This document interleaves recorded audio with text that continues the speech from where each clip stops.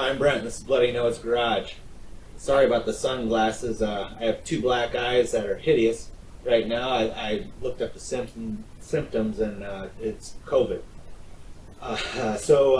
Anywho, this video is going to show, this is part two of a series.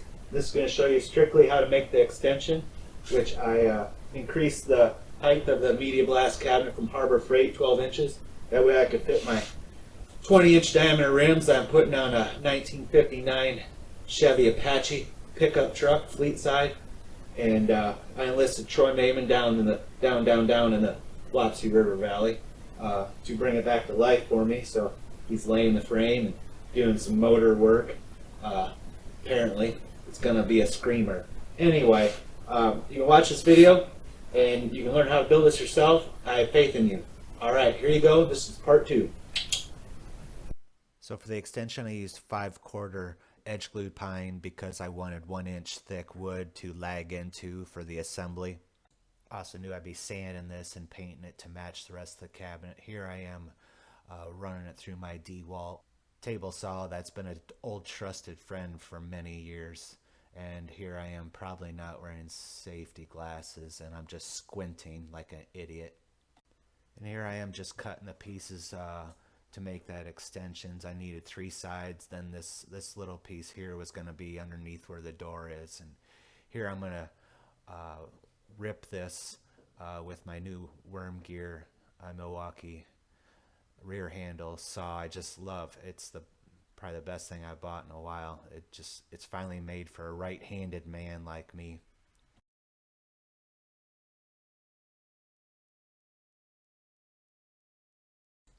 So here I'll show you how I use my Kreg pocket holder. I use this to join every piece of wood I can find. I would recommend having a shop vac on the suction. It just makes a nice clean hole and it doesn't get full of debris. The advantages of pocket holding, they're fast to do, they're strong, and you can always take it apart and reuse the piece of wood. It's just awesome. I just bought that new 720 Pro. It's still in the box. Maybe I'll do a little video on that. It's going to be hard to beat this, but I always like to mess around with new tools. Okay, so here I'm kind of going to assembly, and doing corners are a little difficult. I just bought some new corner clamps. I wish I would have shown in this video, but I'm getting my way through it. These are big pieces, but yeah, they'll be all right. Using that framing square there to make sure it's perpendicular, and I'm just gonna set one screw and that'll hold, then I'll remove that clamp and put the other screw in, then I'll flip her over. There's no rhyme or reason where I put the screw holes on this. I knew it was going to get covered with aluminum flashing, actually galvanized.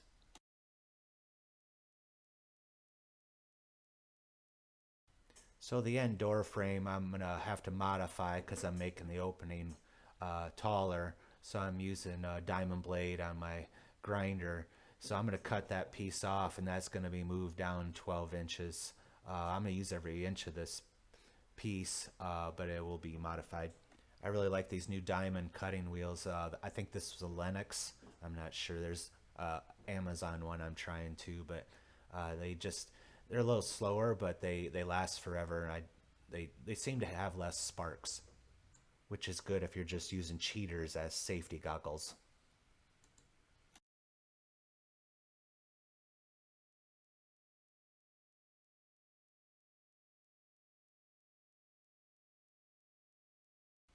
So now I'm going to use my handy dandy 90 angle grinder. I just use that to pretty much clean up parts, but it's a very useful tool. It's just fun to use.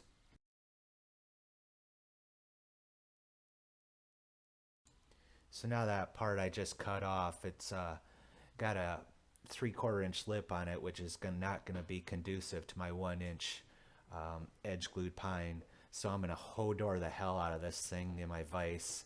I was just trying to figure out the best way to flatten it. It's not pretty, but I just wanted to start the bend, and then I was going to beat the hell out of it with a hammer.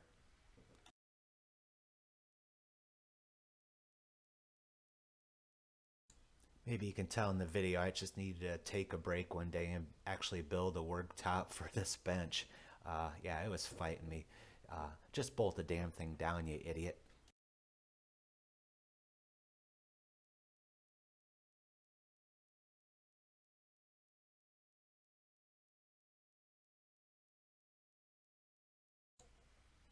And now I'll show you why I have tennis elbow all the time doing stuff like this, but it gets the job done. So yeah, I'm smart.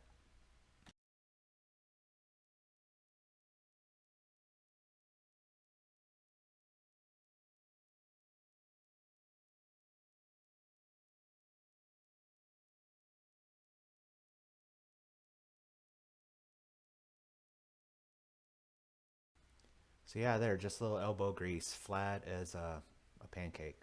Okay, so I'm gonna fit that 1 inch board in there, but I realize now that the metal piece is about an 1/8 inch long, um, and I'm gonna have to grind that off. I need it flush because that piece of wood's gonna fit perfectly inside the other sides of the cabinet extension. There, I'm actually gonna put some safety shield on. Yeah, I am showing my years. So I could have probably made this extension out of metal. I don't currently have a metal brake, which would have been a piece of cake to build. So I thought, well, I'll make it out of wood, which pretty much everyone's got the tools to make this out of wood. So it's going to be a little more work, but it's a little more user friendly, and it'll be a nice product when I'm finished.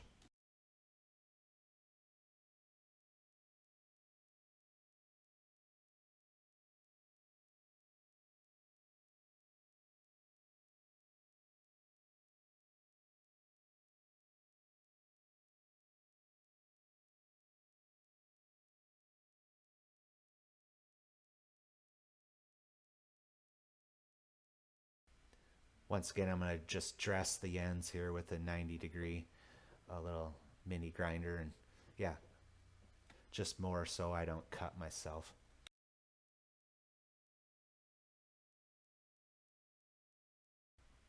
So right now I got the extension upside down, and I'm kind of flush fitting that the fourth piece of the extension in there, and I'm going to pocket hole it, um, and I want it to all be smooth so that door will seal properly.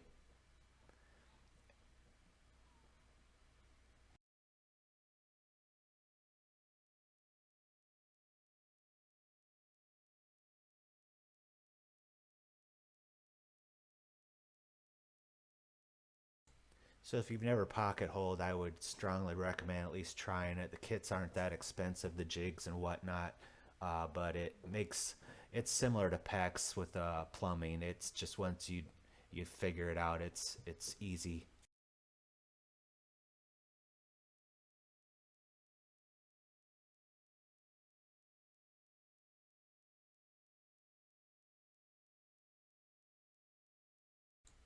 Yeah, the main thing is I wanted that face to be flush so that door would seal with the least amount of gappage. So here I'm going to measure up. I bought a roll of 12-inch galvanized flashing that I'm going to pretty much line the entire extension with so it'll be media blast friendly. And I bought it 12-inch because I don't have to trim it to different width. But here I got the measurement. I'm going to lay it out. It's all going to be one piece. And after I make some bends, it should fit like a glove.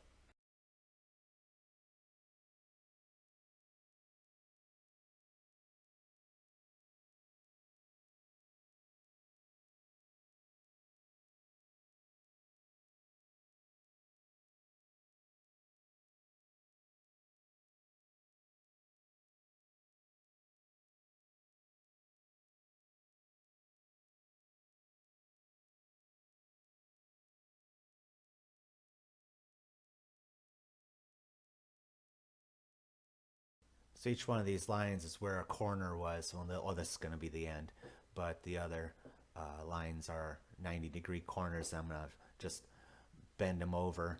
Um, I'm going to get medieval on this. Uh, so I'm not going to show you fancy tools because I don't have them. I can just figure it out. You can see here I got a piece of 80/20 aluminum. I use 80/20 a lot. I don't know if any, it's just because it's pretty strong, straight, and I make a hell of a lot of crap with it, and you can always take it apart and reuse it. It's like erector set stuff. But here I just pinched it down on that black line and I'm beating it with a flat hammer. Um, yeah, professional right there. Okay, so let's do the other side.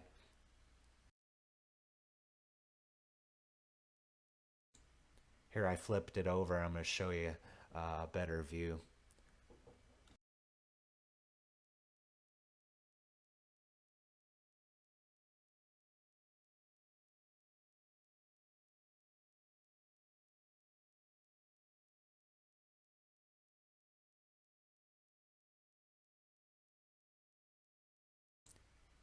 Once again, I'll give my tennis elbow a good run for its money. But this stuff's pretty thin and it doesn't take much to give it up.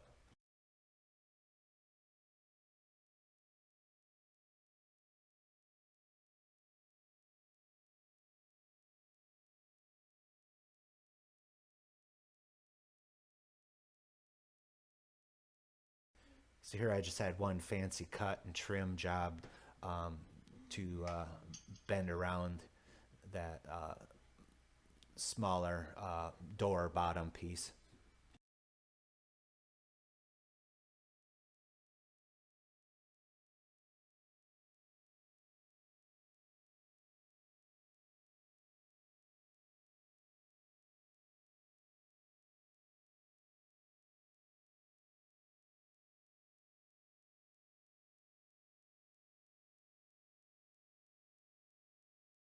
This is real skilled trade work right here. Oh yeah.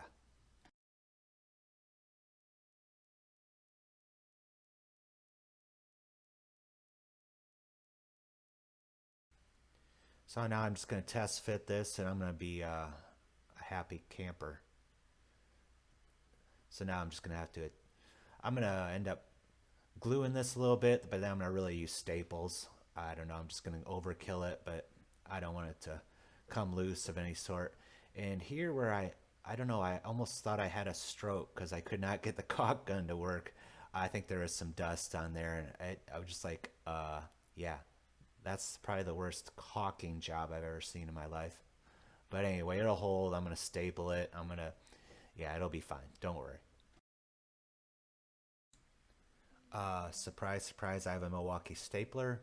Yeah, I'm not sponsored, but I should be. So if you see anybody from the company, just tell them I'm helping them out big time.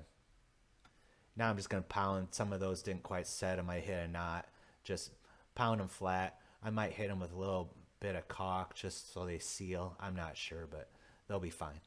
There. Now I can actually. Yeah, that looks better.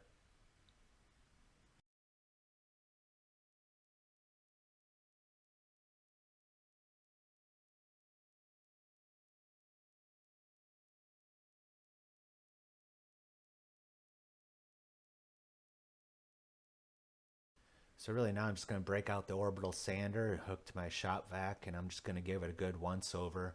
I plan on coating this with paint the same color as the cabinet. I want it to look factory and professional. Um, yeah, so I'm just going to get rid of all the splinters um, uh, and flush out all the butt ends.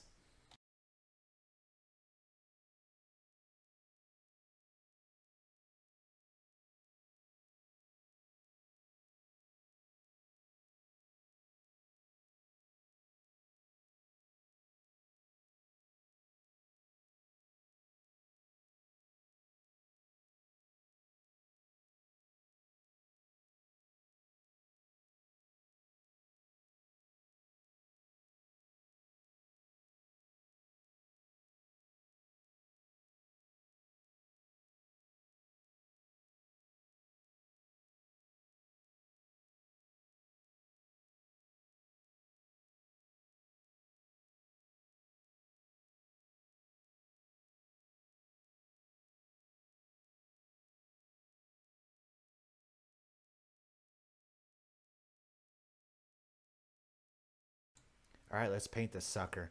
So yeah, I forgot to turn the camera on right away. Anyway, I went to the hardware store and I found a paint that really I thought would match good, and it did turn out excellent. But here I'm just gonna hit it with a roller. Uh, I did, a big tip here. I put some drywall screws in the bottom so it would hold it off of the workbench here, so I could paint all the way down the bottom. Real slick tip there. Putting a little pretty liberal coat on. It's going to soak it up, and I know it's going to need 2 coats because this is virgin wood.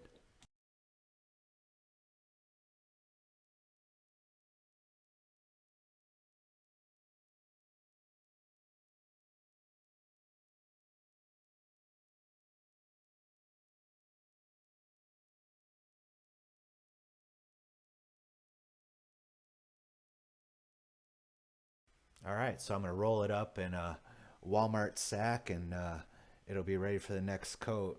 Wrapping it up, it'll keep for days. Right there, boom, it's ready to go again. All right, so here's coat number 2, and this is very scientific.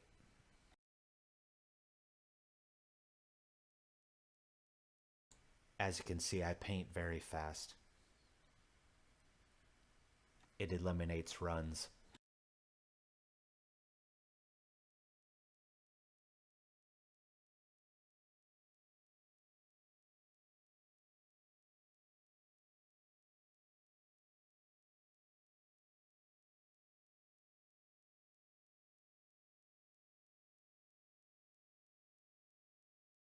So once the second coat's dry, it's going to be ready for assembly.